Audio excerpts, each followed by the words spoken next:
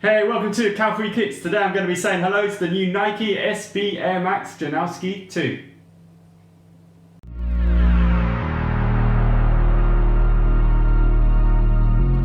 Kicking things off, I just want to say a massive thank you to everyone that's subscribed to the channel so far. I really do appreciate all of your support. If you haven't subscribed, please hit that subscribe button below. You'll get two things. Click the notification bell, you get a notification every time a fresh video drops on the channel. And more importantly, you will get entered automatically into future sneaker giveaways that I do on the channel. So please hit the subscribe button below. Also give the video a big thumbs up if you like what you see. Drop any comments. And if you're new, again, I look into 5 main things when I review a pair of sneakers. And at the end, I'll give it an overall rating out of 5 stars.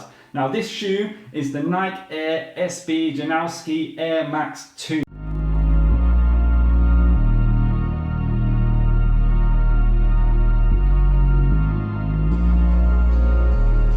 Now this is the second release. The Janoski ones were released 10 years ago, and to be honest, the upper of this shoe is incredibly similar to the first release. You've still got that camouflage textile effect running all the way throughout the sneaker. You've got a hardened textile mid-sole cage here, and it runs back through to the heel. You've got an embroidered swoosh, and you've also got the Janoski tag on the tongue.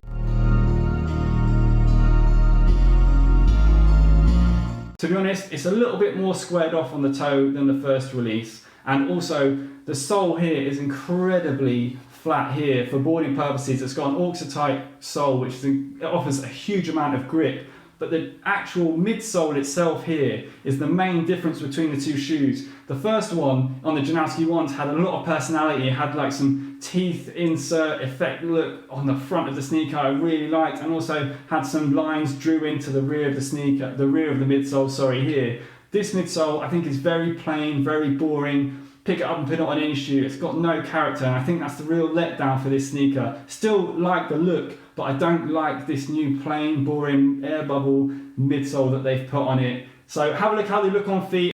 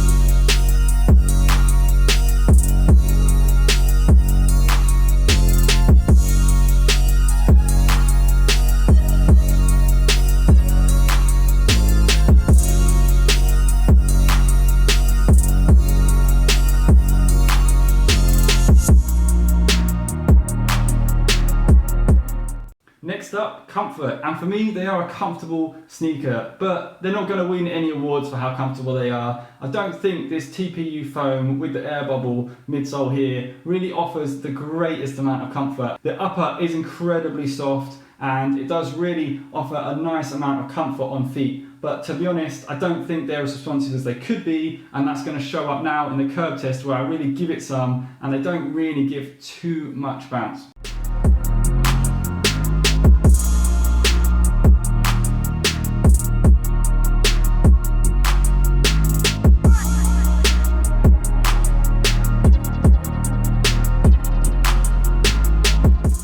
Alright, next up I'm going to put these on the scales.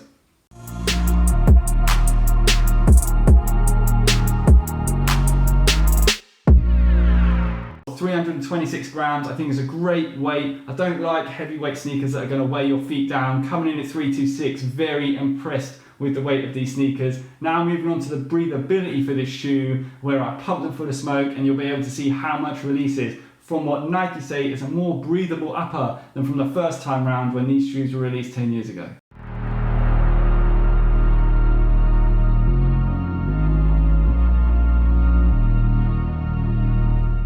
As you can see, they're an incredibly breathable pair of sneakers. The smoke flew out of the toe area of the shoe. Unfortunately, nothing really escaped from the sides here where you've got the cage, but it is a hardened textile cage here to offer more support, I'm guessing for boarding purposes. It runs right around the heel here. It does offer extra support, but it does impact the breathability slightly. I mean, it did flow out of the toe, but not really anywhere else on the sneaker. Now, moving on to their price. Now, these came in at just under £100, $99.95, and for me, I think that price is a little bit rich. To be honest, I would expect these to be sold at around £90. I don't know where this £100 sales mark has come from, but for me, I would recommend these retail at £90 because I don't think they offer anything else extra for that extra £10 than the other shoes I've reviewed within the £90 category so far. So unfortunately, that's a little bit of a downer on this shoe for me. Now, overall, I'm going to give this sneaker